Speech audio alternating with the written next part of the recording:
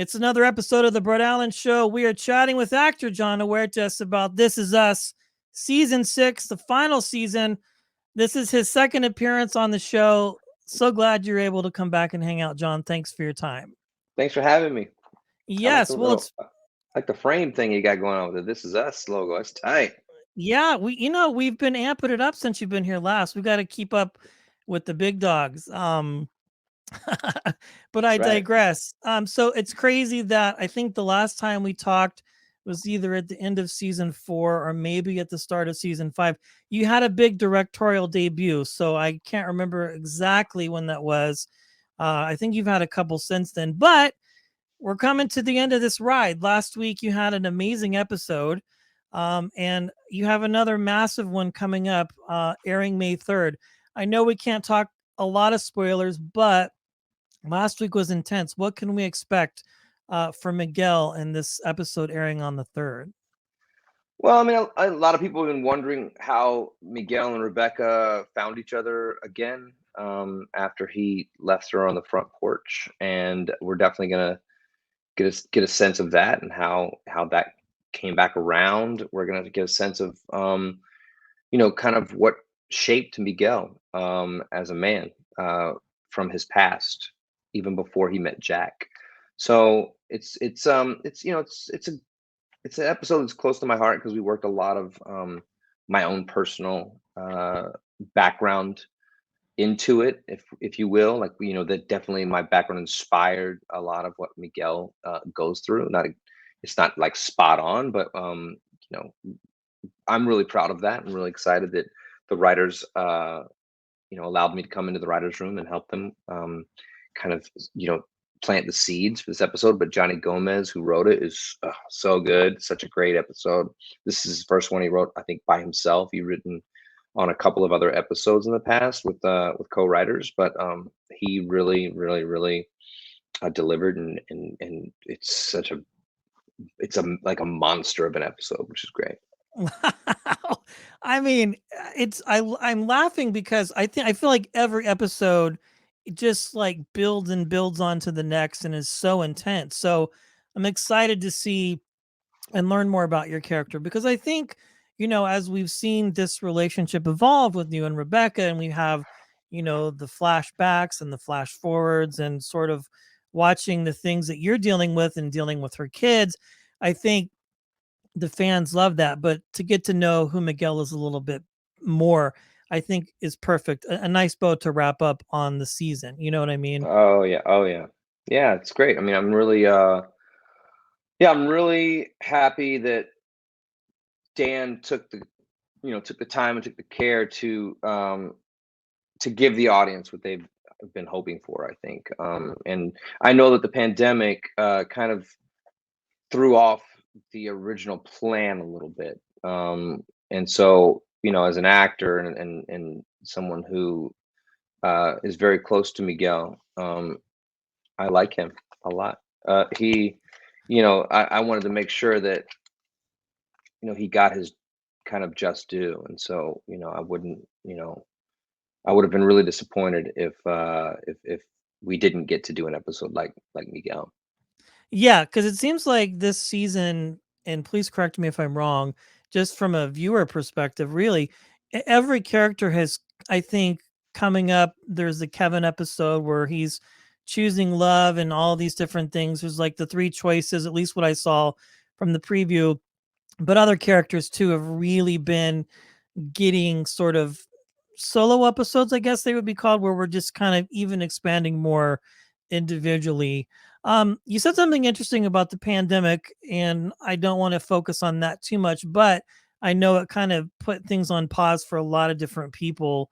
When this all happened for your crew and filming and being delayed, was there changes on exactly how many final episodes there would be? Or obviously we knew the seasons were limited, that was announced pretty early on, but as far as kind of stylistic wise, did that mess with things too much? Not really. I mean, just one season. One season had two less episodes than we usually have. Okay. Um, but we always, kind of plan on doing 18 seasons. I mean, 18 episodes per season. Um, 18 seasons. Could you imagine? We're not Grey's Anatomy. Or a Grey's Anatomy, or I could think of several shows, 18 Yeah, we're not seasons. MASH. Grey's We're not. Anatomy. It's Always Sunny in Philadelphia. How many seasons they have now? Like 32.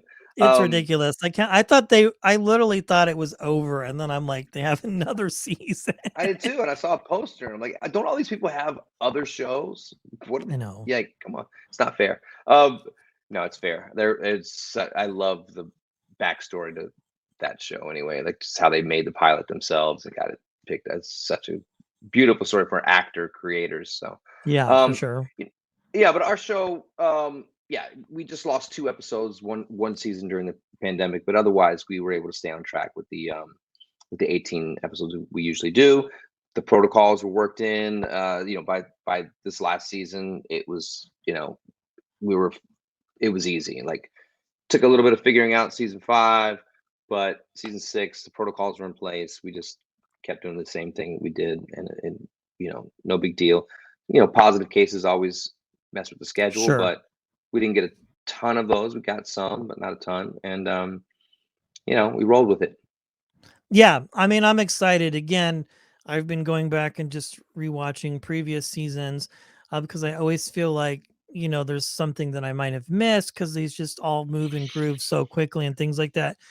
So I guess the question would be is, now that this is done and wrapped, how does it feel to sort of, I mean, obviously we're still watching episodes, but to, I guess, close this chapter of your life and really sort of go, okay, is it time to breathe a little bit, or are you on to the next thing? Like, because I know this industry is always just so unpredictable and can change at the drop of a hat. I like the idea of it's time to breathe a little bit because I've been very, very lucky enough to like I've been working nonstop in television for 15 years, Yes. played but only playing like basically 3 characters, like Generation Kill, Castle, and this show.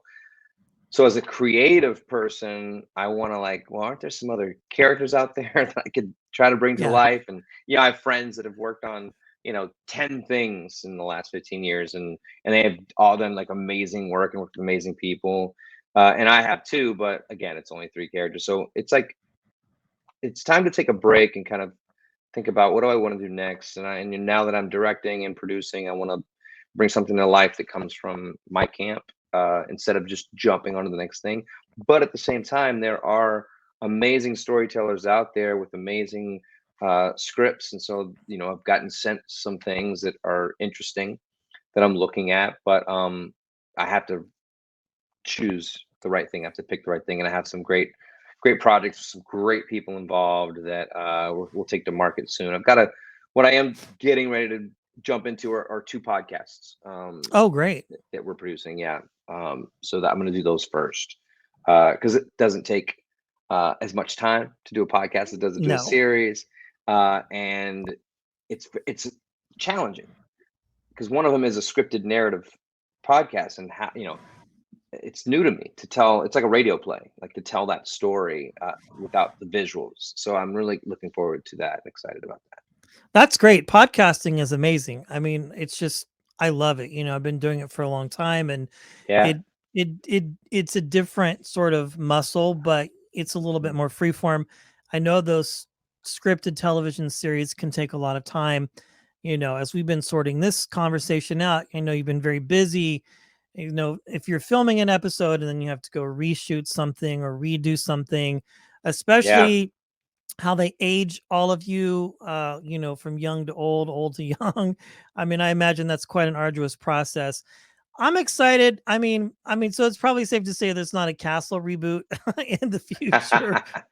Never Um, say never. Never say I never. know, I know. That was such a great show. I'm just honestly waiting for. I mean, they've already had a few characters pop up on the rookie, so we'll see what happens there. But this is a lot of fun. I'm excited. I can't wait for people to see this episode.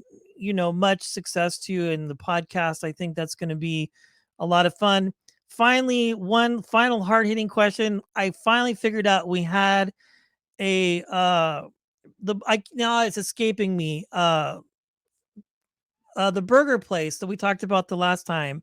Oh, My the Hi Ho Burger Fat or Burger, the Fat window? Burger, Oh, you Fat had Burger. Fat Burger. I had it, but between that and Five Guys, I'm a little bit torn. I have to be Really? honest. Yeah, but Fat Man, Burger was good. well, Fat Burger. I mean, I love Fat Burger, but it's not my go-to right now. There's a newer place here in Venice. It started here in Venice anyway, and it's called the Window. In Okay. fact, I might have to get a burger from the Window after this.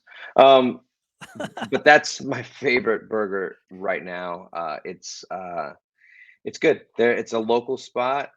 They started probably 4 blocks away from me, and they kind of started on a whim. It was a restaurant that was being built. It was taking them a long time, and permitting and all Oh the wow. things. And then I think maybe even no, the restaurant opened before the pandemic, but they were just trying to get this restaurant done, and they're spending money on that rent. So they were like, well, how do we figure out? We need to figure out how to get something coming in. So they started making burgers and fries, and that was it. And you would go up to and they had a window that they opened on the side of the building, and that's where you went and ordered it. And you would sit in the parking lot, like on a milk crate or a log or Nice. whatever they had, and you would just eat these burgers, and people just started talking about them, and they're really good. The fries are really good, so it became a thing, especially a neighborhood thing. And then people in the neighborhood would tell people in another neighborhood, like in Culver City or Hollywood, you got to try the Window. The burgers are incredible. And then people would just start coming. Now they've opened up 2 other locations, Wow. brick and mortar locations, 2 or 3 I think, around the LA County. So it's crazy that it kind of blew up. But when you're in town in LA next time, got to get a Window burger. I will. I was there over Christmas. I took my son to Universal for Christmas, and I Nice. had, yeah, it was a lot of fun. Minus all the rain, but I had Pink's hot dog for the first time while I was there, and Do it you was like kind of that? cool. I did, yeah. I'm not a big hot dog guy, but I had to try it. We were in town May 3rd. It's going to be huge. Available to stream the next day on Peacock. Jon, thank you for your time today. I appreciate it. Of course. Thanks for having me.